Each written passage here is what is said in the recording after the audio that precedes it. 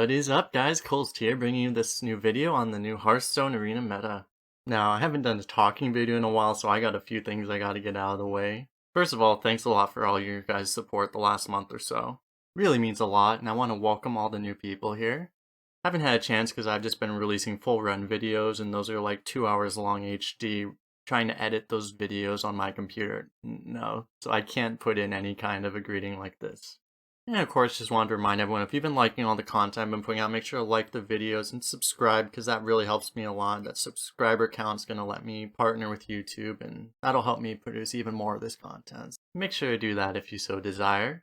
And anyway, let's get right into this topic. So as I touched upon earlier, we're just starting a fresh new arena meta. Dual class arena was a quite fun time, but that's over now. We're back into somewhat regular arena. However, the sets in rotation are still the same, and that means it's all the wild sets. So still no classic and basic. And since dual class arena was kind of a fiesta, this is kind of more our first experiment with not only having the classic and basic sets removed, but also the buckets removed as well. I don't want to spend too much time on the buckets, but basically, if you're not familiar with what that is, it was the system that's been in place for the last 2 years or so, which would generally put cards of equal-ish power level against each other. So now, basically, whenever you see a pick, it's just 3 random cards, unless it's legendaries. Then it's 3 legendaries. And there is some weighting for probability of cards, but it's a topic for another video. Although we will touch on this a bit, but we'll get there. So anyway, this video is going to be about my initial thoughts, just really watching some of the early games unfold. And of course, having this meta just started, Blizzard hasn't made any kind of balance adjustments, and somewhat predictably, the balance is a little bit out of whack, as I mentioned in the title of this video.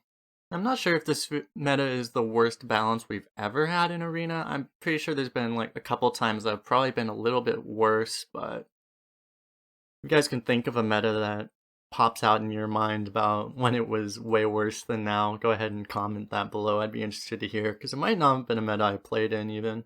I've been playing the game kind of on and off since the beta, so some metas I haven't experienced fully.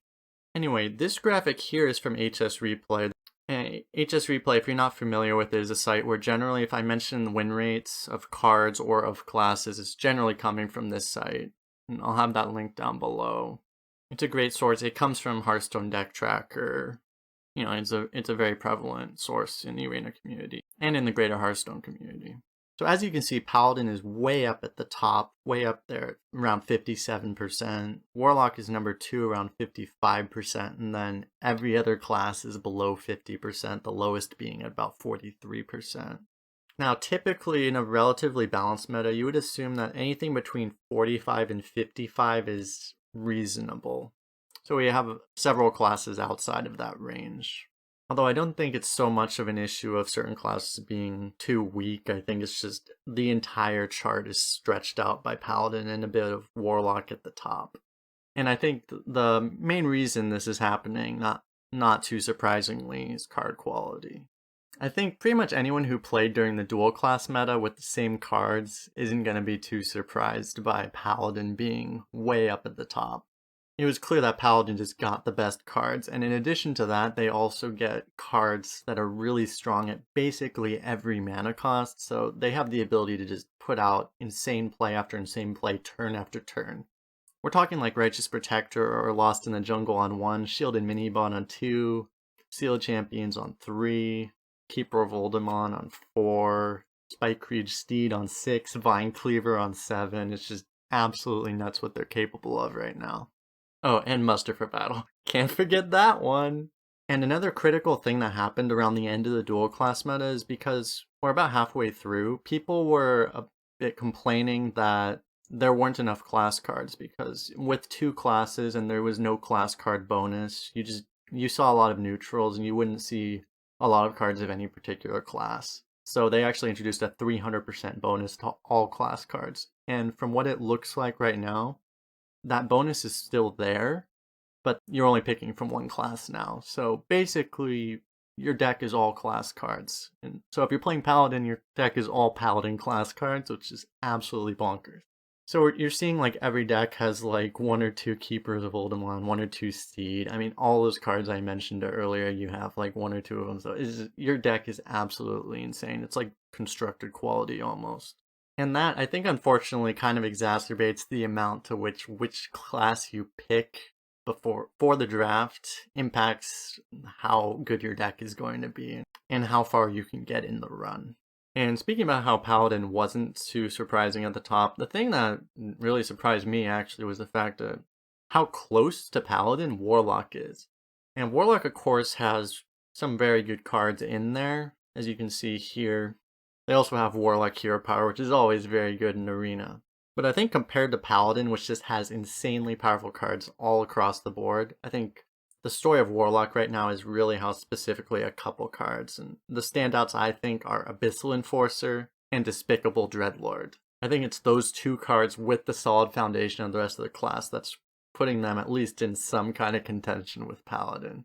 And I'm not going to talk too much about the rest of the classes down here because I think the story of the meta right now really is there's Paladin and Warlock up here and then there's everybody else. But I think one thing worth mentioning is, again, that since the card pool is the same as the card in the dual class arena, one feature of this card pool is that there really isn't a lot of ways to come back from behind. Because of the classic and basic cards not being around, a lot of classes just simply don't have their AoE options that they would typically have. So really, like, Priest has, like, Psychic Scream and Excavated Evil, but other than that, like, mages don't have Flame Strike. And even compared to before, like, when you had access to two different classes cards, now you only have one. So Rogue only has Skulker, they don't have Fan of Knives, things that they would typically use from behind. Hunters don't have Unleash the Hound, a lot of these options just aren't there. Druids don't have Swipe, the list goes on. So that just exaggerates how with Warlock and Paladin having such good cards, once those classes get ahead, any other class is not coming back. They have no chance. And I guess the other thing worth mentioning about the class balance is there were certain classes that typically struggle in Arena from their terrible hero power. Like Warrior is a really obvious example, and to an extent Hunter and Shaman too. Warrior, for example, was a really good pick in the dual class arena, particularly for first pick, but now Warrior's kind of taken a spot near the bottom, which, they're used to it in Arena, let's put it that way. Unless Warrior gets absolutely broken weapons and cards in general, they're gonna be in the bottom half, because their hero power pretty much does nothing for Arena. And a bit to the same extent, classes with good hero powers, Mage and Druid, I think have gone up a bit from where they were before. And a lot of that is the power of their hero power. So anyway, normally when the balance is like this in Arena, it's not too uncommon to see it like this in the first week. They would relatively quickly have some micro adjustments, which is basically adjusting the appearance rates of cards to make stronger cards appear more or less to make the class stronger or weaker. But as I'm recording this video, Blizzcon is going on, and you can bet a lot of their resources are spending time on that, so there's a fair chance we're going to be in this meta for a little bit longer than normal. Also, Blizzard hasn't been giving too much attention to Arena lately, but maybe that'll change after BlizzCon, maybe? We'll see. There have been a lot of crazy new card announcements, the new expansion announced recently during BlizzCon, but a lot of that information is coming out right now. BlizzCon's literally going on as I'm recording this video. And a lot of the cards, some of the cards are leaks. I think some of them are even being leaked from inside Blizzard's headquarters, so it's not a guarantee that all those cards are actually being released. So I think after BlizzCon wraps up, I'll probably record a video talking about those cards. The thing I can say is the power level of the cards they've been releasing are absolutely insane, so... And it's built around a mechanic which isn't really going to work with Arena potentially, so I'm just going to wait until more information is out so I can actually make a definitive video rather than just kind of rambling on and speculating. But that's going to be it for me here. Again, thanks a lot for watching, everyone. Thanks, especially if you came in since the last time I made one of these talking videos. And again, make sure to like the video and especially subscribe if you want to see more content in general. Let me know what kind of content you would like to see, because I'm definitely open to suggestions there. I know I've had some people asking to make some kind of like arena tutorial type videos or gameplay videos. I've made some draft analysis videos in the past, but not too much as far as direct gameplay. And I'm thinking about how I'll do that. Maybe I'll make some kind of a game analysis video, kind of like my draft analysis video where I talk through my plays in an individual game. And also make some kind of tutorial videos. We'll see. That'll come in time. And of course, follow me on Twitch if you want to see my runs live. I haven't been able to stream too much recently. I've been trying to focus more on making YouTube videos, but, you know, the streams will be there sometimes. So make sure to tune in if you like that kind of thing. Anyway, thanks again, guys, and I'll see you around next time.